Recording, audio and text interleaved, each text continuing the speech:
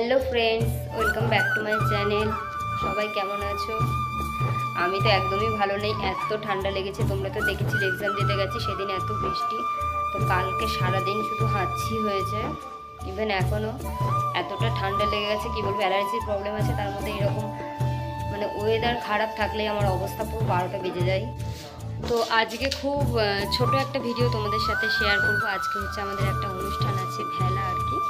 আগের বছরও শেয়ার করেছি, তো এবছরও তোমরা পুরো ভিডিওটা দেখো, ভালো লাগবে আশা করি। খুব বড় একটা ভিডিও হবে না, ছোট ভিডিওই হবে।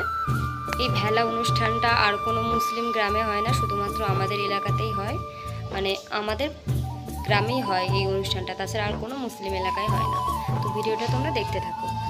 তো ফ্রেন্ডস, এই ছোটো ভাইটার হাতের মুরগিটা হচ্ছে আমাদের। এই মুরগিটা মা এনেছে, তোমরা শর্ট ভিডিওতে তো দেখেছো। আর এখানে জেঠিরা মুরগি আর কি ছাড়াচ্ছে।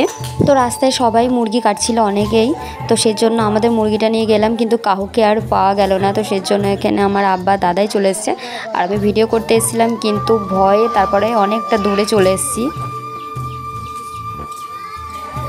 এখানে মা আর আমি দুজন মিলে মুরগিটা ছাড়িয়ে নিচ্ছি, আর আমি তো ঠিক মতো পারছি না, তাও মাকে চেষ্টা করছিলাম সাহায্য করার।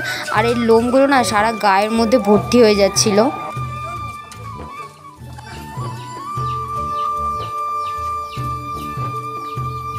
মুরগির গায়ে যত লোম ছিল সমস্ত লোমগুলো মা আর আমি মিলে তো পরিষ্কার করেই নিয়েছি, কিন্তু এর গায়ে আরও ছোট ছোট লোম থাকে। তো সেই লোমগুলো এখানে ঘরে আগুন করেছি, আমি ধরে আছি আর কি। আর মা এদিকে মুরগিটা ভালো করে পুড়িয়ে নিচ্ছে ছোট ছোট লোমগুলো।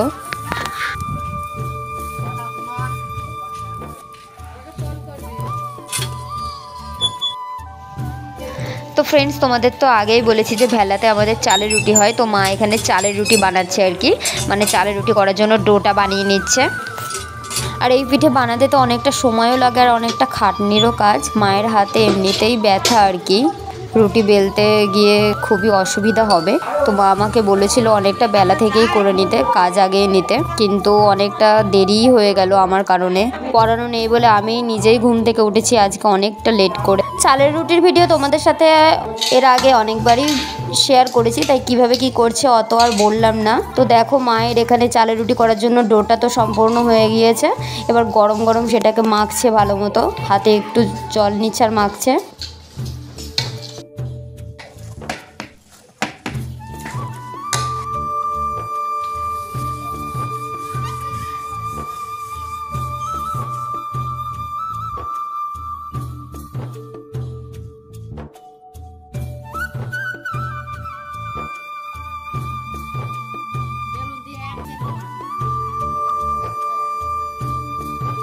মায়ের হাতে ব্যথা বলে তো মা তাড়াতাড়ি রুটিও করতে পারছে না।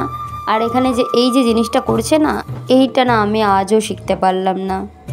এই জিনিসটাই হচ্ছে রুটি করার জন্য মেন জিনিস, যার জন্য রুটিটা এত গোল আর সুন্দর হয়। তো আমি দুপুরের খাবারটা একটু খেতে গেলাম, আর এসে দেখছি মায়ের অনেকগুলো রুটি হয়ে গিয়েছে। তো মাকে বলছি আর কি, মা বলছে হাতে ব্যথা না থাকলে আরও অনেকগুলোই হয়ে যেত।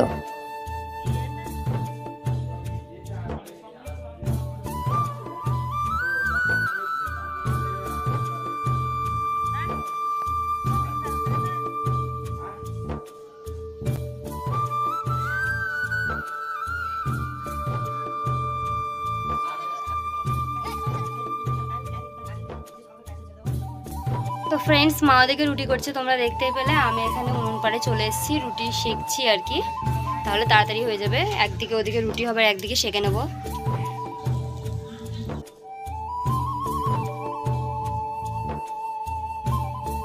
এক এক করে আমি রুটি করছি, আর এই গামছার মধ্যে রেখে দিচ্ছি, কেননা রুটিটাকে আগে ঠান্ডা করতে হবে, তারপর একটা জায়গায় রাখা যাবে, না হলে জিনিসটা ভালো থাকবে না, নষ্ট হয়ে যাবে রুটিগুলো।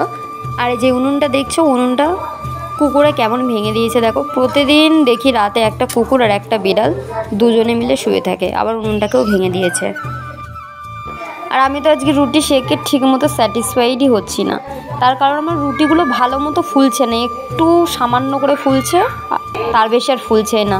তো পরে আমি বুঝেছিলাম যে এটা হচ্ছে জালের কারণে। আর আমি না এই কাঠগুলো জ্বালাচ্ছিলাম, ছোট ছোট কাঠগুলো, তার মধ্যে কঞ্চি দিচ্ছিলাম, কিন্তু কাঠগুলো না কিছুতেই জ্বলছিল না। রুটির মধ্যে তো আটা লেগে থাকে, তাই ফু দিয়ে ভালো মতো ঝেড়ে নিচ্ছিলাম সমস্ত রুটিগুলো এইরকমভাবে। তারপরে আমি ছোট ঝুড়িটার মধ্যে রেখে দিচ্ছিলাম রুটিগুলো পরিষ্কার করে করে। পরে যখন আমি বেশি বেশি করে জাল দিচ্ছিলাম তখন দেখলাম যে না, এবার মনের মতো আমার রুটিগুলো ভালোভাবে ফুলছে, পুরো একদম বালিশের মতো। তো ফ্রেন্ডস দেখো, আমার অনেকগুলো রুটি প্রায় এখানে সেঁকা হয়ে গেছে। তো মা আবারও বানাবে রুটি। বাকি রুটিগুলো মা এখানে সেঁকে নিচ্ছিল আর নতুন করে আবার রুটি বানানোর জন্য ডো করছিল। আর আমি এদিকে চলে এলাম মাংসটা রান্নার জন্য এই মশলাটা বেটে নিতে। তো এখানে আদা রসুন আরও সব মশলা যা যা লাগে বেটে নিলাম। আবারও চলে এসেছি আমি উনুন পাড়ে। আমি এখানে মাংসটা রান্না করে নিচ্ছি আর মা ওদিকে রুটির ডোটা করে নিয়ে গেল, সেটা মেখে আবারও বানাবে রুটি। আর ফ্রেন্ডস ভিডিওটা একটু লং হয়ে যাচ্ছে, কিছু মনে করো না। রান্নার সময়তেই আমি পুরো ঠিক করে রাখছি এই লেগ পিসটা আমিই খাবো আর কাউকে দেবো না। প্রতি বছর আমাদের কত তাড়াতাড়ি রুটি বানানো হয়ে যায়, কিন্তু এবার এতটা লেট হয়ে গেছে কি আর বলবো। আর সেটা আমার কারণেই হয়েছে। তো এদিকে একদিকে আবার মাংস হচ্ছে আর অন্যদিকে আমি এখানে নারকেলটা কুড়ে নিচ্ছি সুজির পায়েস বানানোর জন্য। প্রায় সন্ধে হতে চললো। আবারও এখানে মা নতুন করে নিয়ে এসছে রুটি। আবারও আমি একদিকে রুটি দিয়েছি আর একদিকে এখানে মাংসটা হচ্ছে। আর আমি নতুন জামা কিনেছিলাম ভেলাতে পরবো বলে, কিন্তু আমার মনে হয় না এবার আমি নতুন জামাটা ভেলাতে পরতে পারবো, কেননা কাজই শেষ হয়নি। এদিকে আমার মাংস রান্নাটাও পুরো কমপ্লিট হয়ে গেছে। শেষে এখানে আমি খুন্তির সাহায্যে অনেকটা পরিমাণে ঘি দিলাম। আর ঘিটা জানো দেখাতে গিয়ে তো ঘিটা তো যেহেতু পাতলা জিনিস, তাই ফোনের ক্যামেরাটা অন করার আগেই সেটা কড়াইয়ের মধ্যে দুবার পড়ে গেছে আর একবার মাটিতে পড়ে গেছিলো। আর আজকে তো পুরো আমার নাজেহাল অবস্থা। একের পর আমি ভাবছি যে আমার কতগুলো হাত, একটা কাজ শেষ না হতে হতেই আর একটা কাজ করতে হচ্ছে। সমস্ত কাজ কমপ্লিট করে শেষমেশ আমি ভেলার জন্য এখানে রুটি নিয়ে এসেছি আর ওরা দেখেই কিভাবে কেড়ে নিচ্ছে।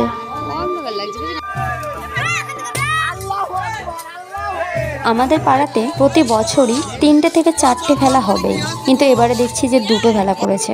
আর এখানে আমি দাঁড়িয়েছিলাম, ভিডিও হচ্ছিল। আমার বৌদি বলছিল যে নতুন জামা পরার জন্য। আমি তো বললাম যে এত কাজে ব্যস্ত ছিলাম যে আমার জামা কিনেছি কিন্তু জামার পরা হলো না।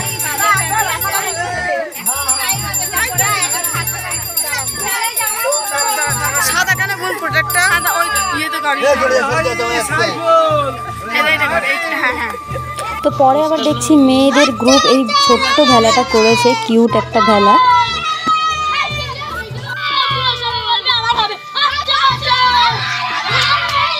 সবাই যে যার মতো খাল বিলে পুকুরে ভেলা ভাসিয়ে এসে এখানে সবাই খাওয়া দাওয়া করছে, ভেলার রুটি আর কি। আর বাড়ি এসে এদিকে আমিও আমার পছন্দের লেগ পিস আর সুজির পায়েস দিয়ে খাওয়া দাওয়া করলাম। আর এমনিতেই গ্যাসের সমস্যা, যাই খাই না কেন সব কিছু শেষে একটা স্প্রাইট তো অবশ্যই থাকবে। Thanks for watching this video.